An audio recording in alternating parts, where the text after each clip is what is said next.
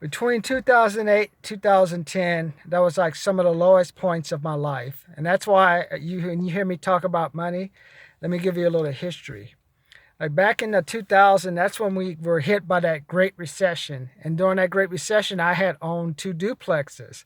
And my tenants were starting to move out. So I lost two tenants because I raised the rent from like, say, by $50 a month. So they couldn't pay. So one tenant moved out. So moved into her unit. I had a military family that lived in one unit, and the husband got relocated. And then I moved them out, let her move out. And then I had another unit on another side where I had the lady with this cat. And I wanted her to move out, but of course she didn't. And then I had someone in the back unit that stayed probably the longest until I raised the rent another $50. And she decided it was too much. She decided $750 was just a little bit too much for her budget. So I understood that.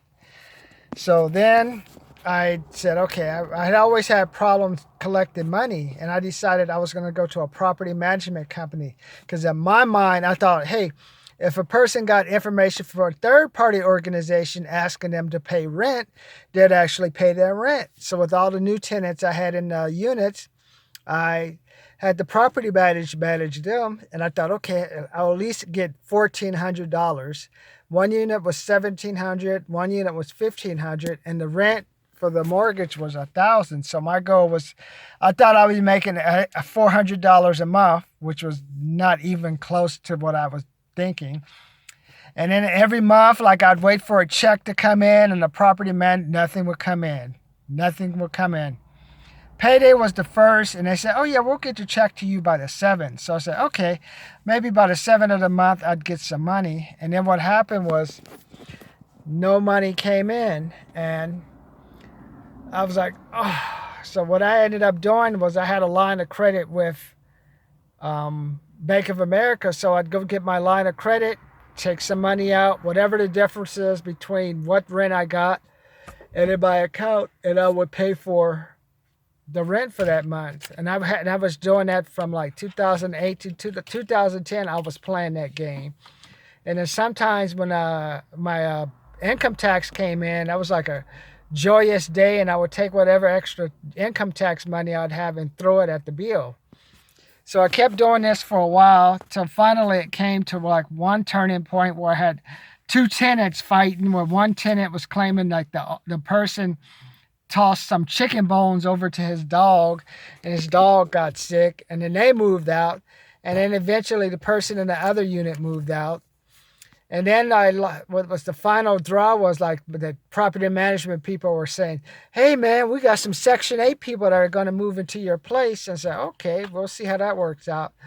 But then just before the tenants were able to move in, like someone had broke into the unit, vandalized the unit, stole some of the new equipment that we had installed.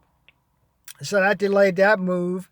And on top of it, the property management company wanted me to pay about $1,000 to $2,000 for that renovation. And that was basically all I could take. And then after that, I stopped paying the maximum, stopped paying the mortgage.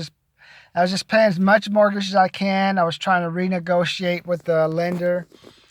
And then finally, and on top of that, the taxes for that year kept going up. So though the 2008 recession had hit, the tax assessment had not caught up to the actual conditions on the outside. So I kept getting these supplemental tax bills, and then I just had to just let everything go. And then that house, both duplexes ended up going into foreclosure.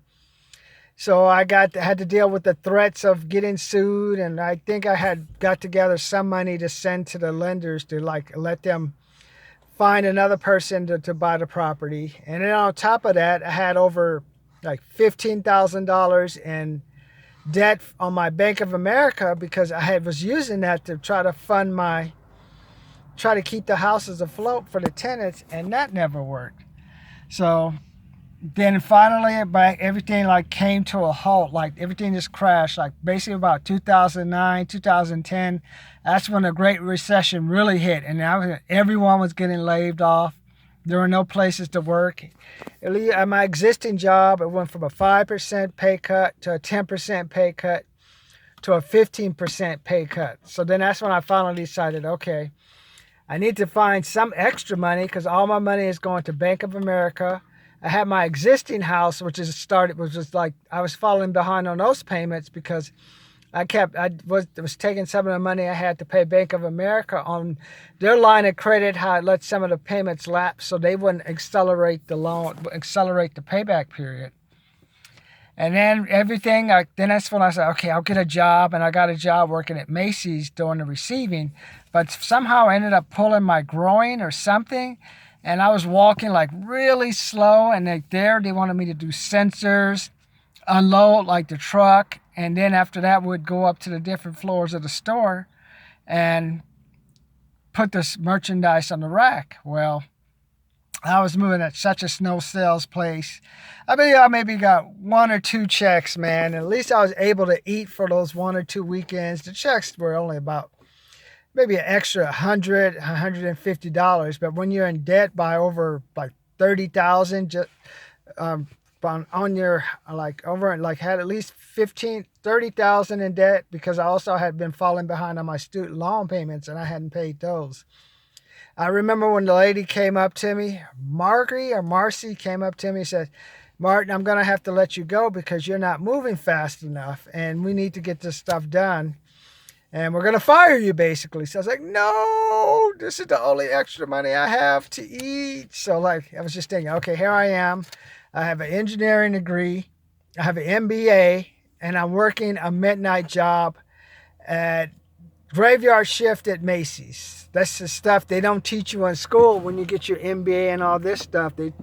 They show you all these beautiful business plans. I remember my MBA giving this cool presentation with flyers and all type of stuff.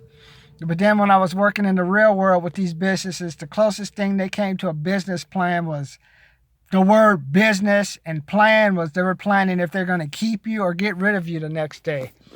So I remember she let me go and I said, okay, that's it.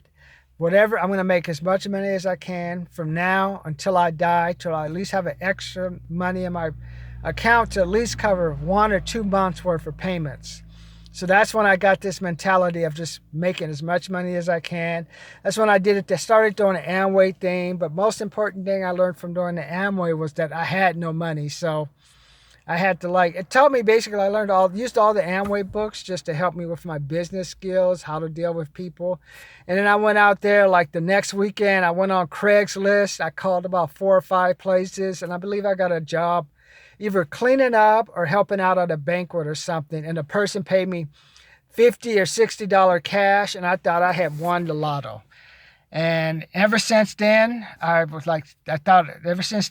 working. I was able to had to get rid of that line of credit because that was killing me. So I got rid of the line of credit, got my student loan under control. But I remember back in 2014, just when I thought everything was okay, I thought life was going to be good, my grandmother passed away.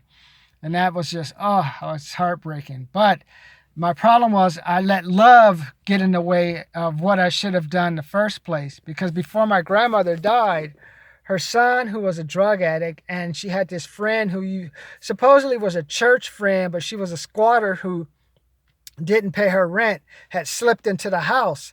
So while I was at paying $2,000 to $3,000 for the funeral, these 2 people had slipped into the house. So once the funeral and everything was over and I could refocus, I realized these 2 people were in my grandmother's house and I wasn't able to get them out. So I had to okay, I'll just put together some lease agreements and I'll see if they'll move out or they'll pay the rent. And of course, they didn't end up paying the rent. And then I started getting these calls at work, and I'm like, what are these calls? And then I thought these guys were paying the rent and they were paying the taxes. Of course not. And all I asked them to do was pay $300. So that was a disaster. So I ended up having to take over paying an extra $300 a month plus the taxes to keep my grandma the house that passed away. And then also, I realized the house ended up going into probate because the uncle, who was a drug addict, wanted to fight me for the house, even though the grandmother in her will kicked him out because of his drugs and just him being just a jerk. So Then that's what sent me into like my second, after the great 2008 recession, I went to another mini recession from about 2014 to 2016, because after my grandmother passed, I ended up paying like money for the lawyer, and that ended up going to like $15,000 to $20,000 on top of me having to pay the rent for the house and the upkeep for my house for two people that I couldn't kick out. So that was just like a depressing thing. At least by then I had enough money saved, and I was making enough money from my current job to at least cover it, and also my brother helped me out. But then one day I remember I walked outside, because there was like across from my grandmother, they built this Section 8 duplex. So I walked outside, and like, I'm paying all this money. I had this tenant. I went there to supposedly collect $150 for the rent. I said, at least if I get half, that'll at least help me pay the taxes and a loan for this month. And of course, what happened? She's like, "Oh, Martin, I only have $20." And I said, "Okay." And as I walked out the house, this Section 8 guy, this big black guy, came out with all these tattoos on.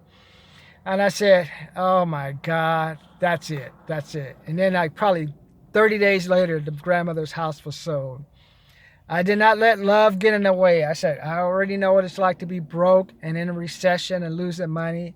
And I said I wasn't going to let that happen again. So I sold that house, and I just broke even. I just broke enough. There was like my grandmother owed about $19,000 on Medicare bills. So I made just enough to like get her Medicare bills paid off, because once she passed away, they fell under me. So they were coming after me for the money. So that was like my second recession that I had to deal with. So when you hear me say well, you always hear me going after money. The reason I go after money is because it took money to pay the lawyer. It took money to pay for the funeral, and it took money to take care of some other things. Talk to you later.